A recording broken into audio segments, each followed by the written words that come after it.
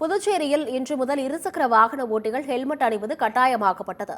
புதுச்சேரி உள்துறை அமைச்சர் நமச்சிவாயம் தலைமையில் நடந்த போலீஸ் உயரதிகாரிகள் ஆலோசனைக் கூட்டத்திற்கு பின்பு 12ஆம் தேதி முதல் இருசக்கர வாகன ஓட்டிகள் ஹெல்மெட் கட்டாயம் அணிய வேண்டும் என உத்தரவிடப்பட்டது. ஹெல்மெட் அணியாமல் சென்றால் ரூபாய் அபராதம் விதிக்கப்படும் என அறிவிக்கப்பட்டது.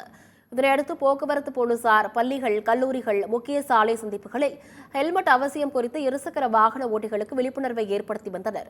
இதனையடுத்து இன்று முதல் புதுச்சேரியில் ஹெல்மெட் அணிவது கட்டாயமாக்கப்பட்டது. மேலும் போலீசார் முக்கிய சாலை சந்திப்புகளில் ஹெல்மெட் அணியாமல் செல்பவர்களை பிடித்து அபராதம் விதிக்க தயாராகி வருகின்றனர்.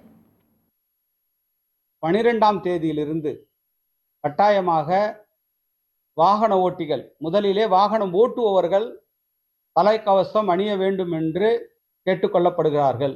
அதன் பிறகு கொஞ்ச நாட்களுக்கு பிறகு வாகனங்களே பின்னாலே அமர்ந்து செல்பவர்களும் அந்த தலைக்கவசம் அணிய வேண்டும் என்று நாம் காவல்துறை சார்பாக, அரசு சார்பாக புதுவை மாநில மக்களை நாங்கள் கேட்டுக்கொள்கின்றோம்.